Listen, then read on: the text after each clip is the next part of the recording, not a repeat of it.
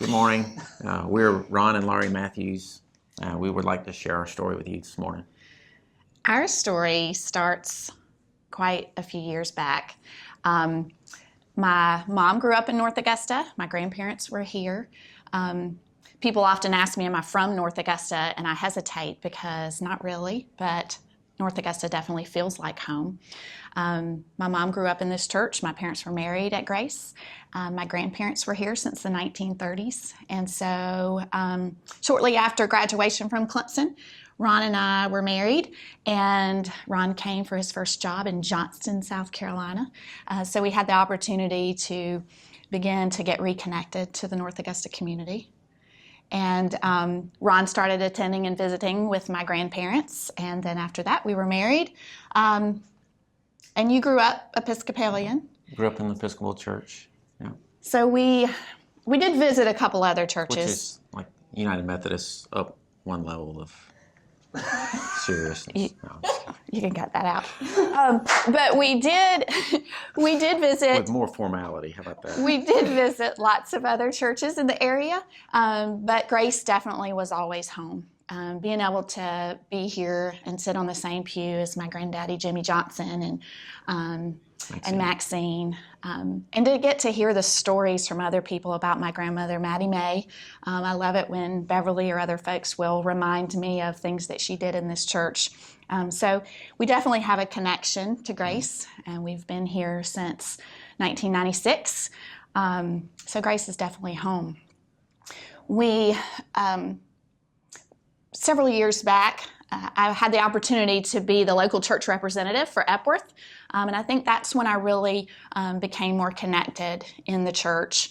I remember in my immature days of faith earlier on when we were here thinking, I'm just not getting anything out of it, or I'm just not feeling it. A very wise woman who grew up in this church, my mother, Evelyn Ann Johnson Neal, said to me, it's not what you are getting. It's about what you're given, and start giving and then see what God does. And I remember being in the nominations committee meeting with Reverend Dennis, and he said he was looking for a local church representative for Epworth Children's Home. And somehow I found myself nominating myself in that committee, and just felt called to that ministry. I'd grown up in the Methodist Church in Chapin, South Carolina, and I knew what Epworth was about. I had participated in the offerings on Sunday and seen the envelopes come around, but I'd never really been connected personally. And I just found that was my calling. And I felt God calls us all to do something. And he definitely spoke to me that day in that committee meeting. And that was just such a wonderful opportunity for us to both be involved as partners. And after that, our Sunday school class kind of jumped on board with us. It's a very mission-focused class in New Life Sunday School, and we became cottage partners with Epworth. We have the 15 to 18-year-old teenage boys that we partner with, and we plan activities quarterly where we get to visit with them, we get to share with them, we get to show them the love of Jesus Christ just through having fun and having activities. Ron and I have triplets that are 17, and two girls and a boy, Maddie and Emmy and Trey. And I always had the desire to have more children, and I think Ron was... Didn't share that desire. And so it was always on my heart to bring in more children into our home. But that wasn't something that we necessarily agreed on. I think Ron was kind of worried about the point that we're in our life right now, and that's being able to afford to send them all three to college. And so God still worked on my heart to care for children in foster care. And a couple years ago, Epworth expanded their services to training foster families in private homes to do foster care.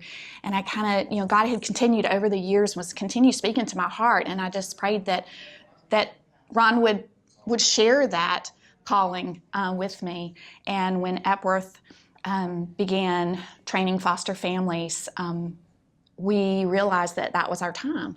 When we would plan activities and we would go to the lake site with our boys from Epworth, the 15 to 18-year-old boys, or go to Columbia and do trips, I'd joke and say I wanted to bring all 16 of them home with us. And of course, that frightened you a little bit. Yeah, but you knew I was serious. Yeah. And so when Epworth started the foster parent training program, I finally realized I couldn't keep pushing God away and telling him no and coming up with reasons why we couldn't do it. And Ron agreed, and we've taken on this journey together. We could not do it without this church, without our friends in our Sunday school class. And we were licensed a year ago this month, September. Yeah, and October 3rd. we've had 3 boys in our care.